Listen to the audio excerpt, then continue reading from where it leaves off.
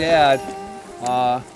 He's the reason why all of us are here, really.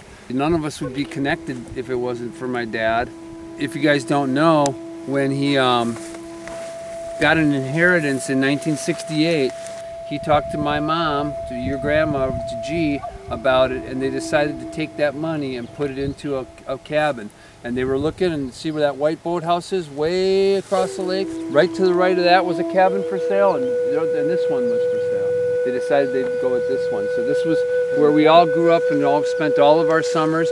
This is where I learned how to water ski. This is where I learned how to appreciate, you know, nature. This is where I learned how to catch frogs. There's 3 of them right there. Right there, yep. There's your frogs right there. I mean, they're still here. They always will be. And this is what he wanted, and I wouldn't be here or standing here or even alive if it wasn't for him. He taught me all sorts of things. He taught me how to appreciate nature. He taught me how to love another person. He taught me how to, you know, be fair and honest, and he taught me how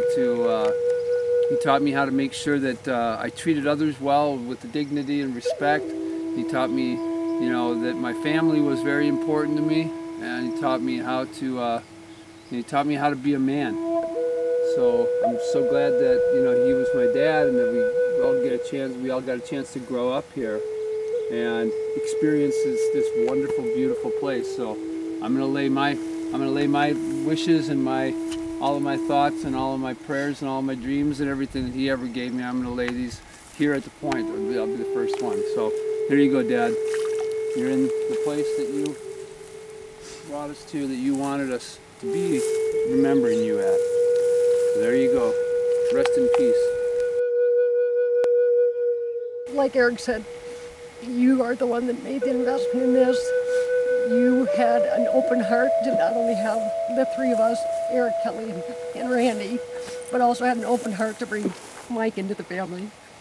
And through his legacy, sorry, buddy, I just threw it on your shoe too. It's okay. Through his legacy, thank you. Through his legacy, all of you have passed on, gotten a legacy. All of us have grown to appreciate not only the woods, but the lake and the water and the fish and exploring. Remember, we were talking about this earlier. The first time we ever got mini bikes, he said, you have to save up for them. And we had to work for 1.5 years, putting money in a bucket until we had enough money to get the mini bikes. But we earned it. And we took it and we explored everything, and it's part of our, all of our love of nature. And to that, I'm very appreciative. I had the greatest childhood with these 2 guys that you could possibly imagine. I'm here. Barefoot wars and inner tube wars and mini biking and haunted house hunting, and it's all because of the legacy that he left. So I spread you here too. I love you too, and rest in peace too. And here, Froggy. Yep.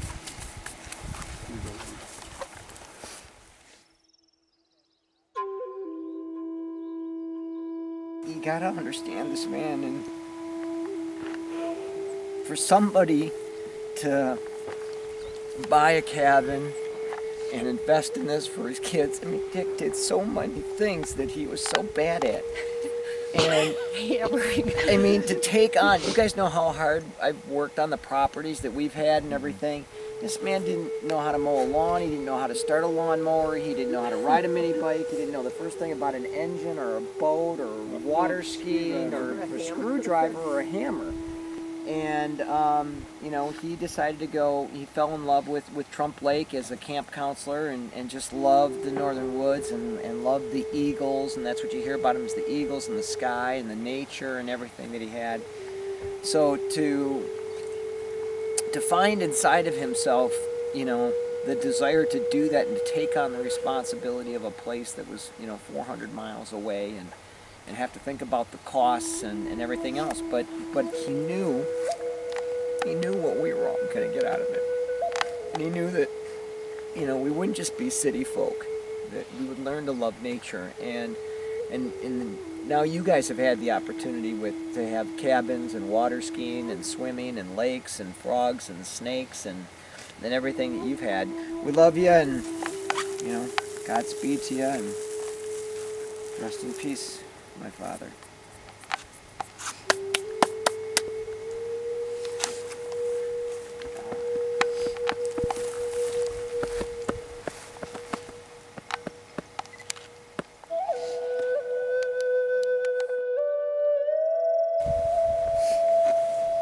grandpas get the luxury of being able to be the ones that are always fun and want to do stuff with you and get the fun side of parenting, grandparenting. And this man would find quarters behind my ears religiously and gummy bears in the most random spots here in the cabin just for me. And started this whole thing with you guys. And I'm so thankful.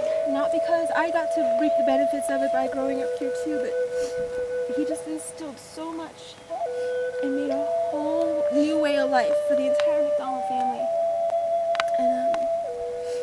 And it's been passed on. And I'm who I am because of who Dad is. And Dad is who he is because Grandpa took that chance, that risk, that investment, that effort into making this important. Every year of your guys' childhood since you got it, and then instilled it so concretely into your core, into all of us, that it became so much of who I am, who my kids are now. And I have the absolute greatest memories up here. I have the greatest memories of my grandpa being here. I wouldn't have all those memories. I wouldn't be feeling like I want to cry because I have so much connection to walking down this little point and walking down the trail and seeing the driveway, and I wouldn't have all that connection without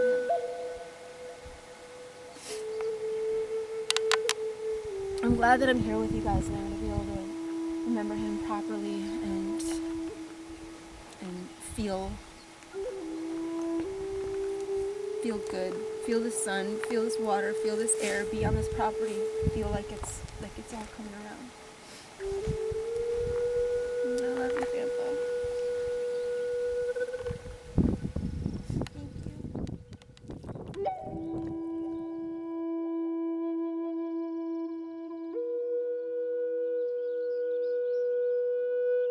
Even though we didn't know him very well, I feel like we knew him through my dad because he obviously raised us the same way, and we wouldn't be as like adventurous and like with the lake and everything and skiing and all that stuff, and you know how much we all love that stuff, right?